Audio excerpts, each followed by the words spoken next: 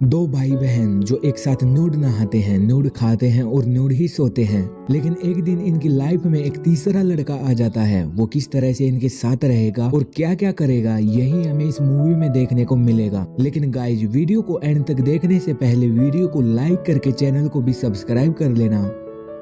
Movie की शुरुआत में हम मैथ्यू नाम के एक लड़के को देखते हैं जो अपनी पढ़ाई पूरी करने के लिए अमेरिका से पेरिस आता है। मैथ्यू को मूवी देखना काफी पसंद है, जिसने काफी सारी मूवीज भी देखी होती हैं। मैथ्यू जा ही रहा था कि बीच रास्ते में उसे कुछ लोग स्क्रीनिंग रिस्ट्रिक्शन हटाने के लिए रोड पर प्रदर्शन करते दिखाई देते हैं। मैथ्यू भी उनमें शामिल हो जाता है, जहाँ उसकी मुलाकात इजाबेला से होती है। इजाबेला उससे पूछती है, तुम अकेले हो, साथ में कोई फ्रेंड्स नहीं है? तो मैथ्यू बताता है वो अमेरिका से आया है, इसलिए अभी उसका कोई फ्रेंड नहीं है। ये सुनकर इजाबेला मैथ्यू को अपने भाई थियो से मिलवाती है, जिसके बाद ये वहीं मूवीज पर बात करने लगते हैं, जो कि दोस्त भी बन जाते हैं। लेकिन तभी पुलिस वहां आकर लाठीचार्ज कर देती है। ये देखकर सभी वहां से भाग जाते हैं। जब ये लोग रात को एक रास्ते से जा रहे थे तो तब भी मूवीज पर ही बातें कर रहे थे। मैथ्यू काफी खुश था, उसके दो फ्रेंड्स बन गए थे। और घर जाने के बाद मैथ्यू अपनी मॉम को एक लेटर भी लिखता है, जिसमें वो अपने नए दोस्तों के बारे में भी बताता है। इसके बाद मैथ्यू सुबह उठता है तो उसके पास थियो का कॉल आता है, जो कि उसे आज रात डिनर के लिए इनवाइट करता है। मैथ्यू उनके घर जाता है तो इजाबेला उसे अपने मॉम डैड से मिलवाती है। इजाबेला के डैड एक पोएट थे, तो डिनर करते हुए वो मैथ्यू को बताने लग जाते हैं कि पोएट्री में इंस्पिरेशंस कैसे आते हैं। लेकिन मैथ्यू का ध्यान उनकी बातों की जगह कहीं और होता है और इस बात से वो गुस्सा हो जाते हैं। इस पर मैथ्यू बताता है कि वो इस लाइटर को देख रहा था, इसमें और हमारे आसपास जो भी चीजें हैं उनमें लगभग एक सिमेट्री है। जिस तरह से एक वेल कंपोज म्यूजिक बजता है, ठीक उसी तरह इस लाइटर में भी एक ब्यूटीफुल हार्मोनी है।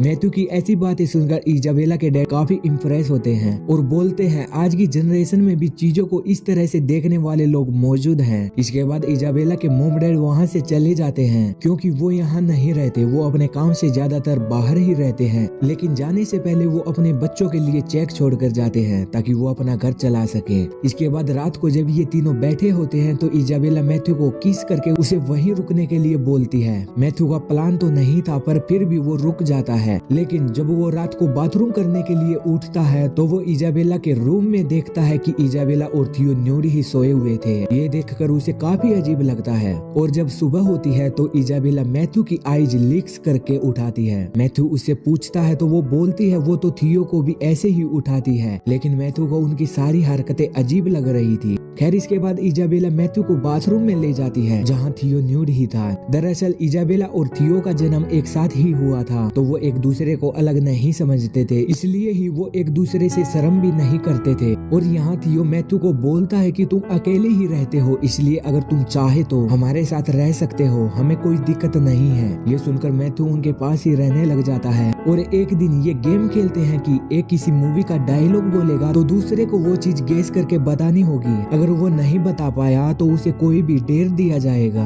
पहले थियो एक मूवी का सीन करके दिखाता है, लेकिन मैथ्यू और इजाबेला को कुछ भी समझ नहीं आता, तो थियो उन्हें डेर देता है कि उन दोनों को उसके सामने ही इंटीमेट होकर दिखाना होगा। और तभी गेम रूल्स के हिसाब से इजाबेला उनके सामने ही अपने कपड़े उतार देती है। ये सब देखकर मैथ्यू की बॉडी में हलचल होना शुरू हो जाती है, जो कि वहाँ से बाथरूम में भाग जाता है। और जब वो बाहर आता है तो थियो उसे पकड़ लेता है, जिसके बाद वे मैथ्यू के कपड़े उतार कर देखते हैं तो इजाबेला को मैथ्यू के प्राइवेट पार्ट पर उसकी एक फोटो चिपकी मिलती है, जो उसने छिपा रखी थी। जिसके बाद मैथ्यू इजाबेला के साथ इंटीमेट होता है। ये इजाबेला का फर्स्ट टाइम था, तो उसे काफी पेन होता है, लेकिन फिर भी उसने काफी मजे किए। इसके बाद जब मैथ्यू बेड पर फिर से इजाबेला के साथ इंटीमेट होता है तो वो उससे उसके और थियो के बारे में पूछता है कि तुम लोग ऐसे कैसे रह लेते हो। इजाबेला मैथ्यू को बताती है थियो और वो एक साथ जन्मे थे, इसलिए वो एक दूसरे को एक दूसरे का हिस्सा मानते हैं, लेकिन उनमें फिजिकल रिलेशन नहीं है। ये सुनकर मैथ्यू उसे बोलता है अगर तुम्हारे पेरेंट्स को इसके बारे में पता चल गया तो फिर क्या होगा। ये सुनकर इजाबेला बोलती है कि अगर ऐसा कुछ हुआ तो वो अपनी जान दे देगी।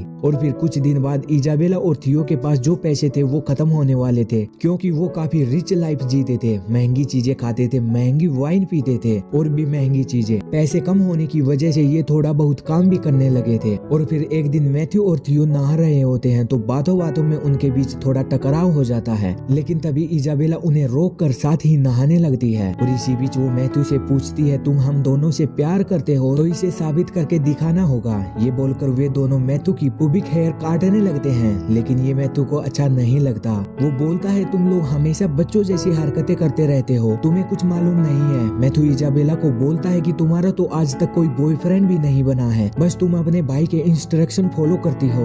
मैथ्यू के इतना बोलने पर इजाबेला गर्लफ्रेंड बनकर उसके साथ डेट पर जाती है। एक तरफ थियो भी एक लड़की को डेट करके उसे घर लाकर इंटीमेट हो जाता है, लेकिन जब मैथ्यू और इजाबेला वापस घर लौटते हैं तो वो देखते हैं थियो किसी लड़की के साथ है और उन दोनों की आ रही आवाजें इजाबेला को परेशान करने लगती हैं। इजाबेला को काफी बुरा लगता है, वो रोने भी लग जाती है। इसके बाद थियो मैथ्यू के साथ वाइन पीते हुए पेरिस में चल रहे रिवॉल्यूशन पर कमेंट करता है, लेकिन तभी मैथ्यू उसे बोलता है कि तुम्हें कुछ भी पता नहीं है, देश के हालात कैसे हैं, तुम बाहर उनके बीच जाओगे तो पता चलेगा। पर इसी बीच इजाबेला आकर उन्हें हॉल में लगे टेंट में लेकर जाती है। इजाबेला मैथ्यू को बताती है कि जब वो छोटे थे तो दोनों टेंट में न्यूड ही सोया करते थे, जिसके बाद ये तीनों न्यूड होकर टेंट में सो जाते हैं। लेकिन अगली सुबह इजाबेला के मॉम डैड वहाँ आ जाते हैं, जो उन्हें न्यूड ही सोते देखकर हैरान हो जाते हैं, लेकिन वो उन्हें उठाए बिना ही उनके लिए चेक साइन करके वापस चले जाते हैं। इसके बाद इजाबेला जब उठती है तो वो साइन हुआ चेक देखती है,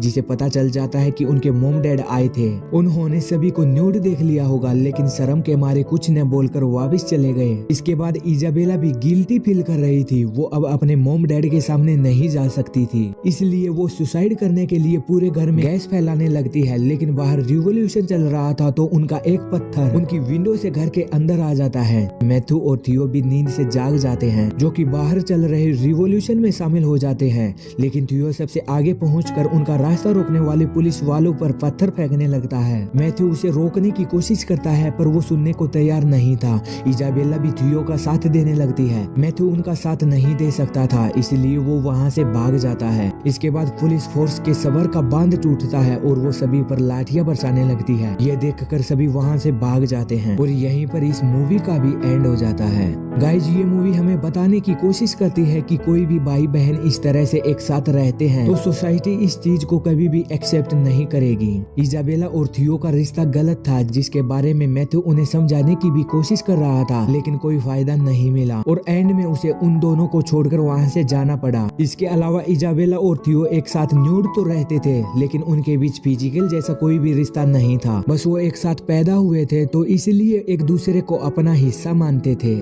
गाइज, अब वीडियो को लाइक करके फिल्मी टीवी चैनल को सब्सक्राइब कर लेना। मिलेंगे जल्दी ही अगली वीडियो में, तब तक अपना ख्याल रखना। Bye bye.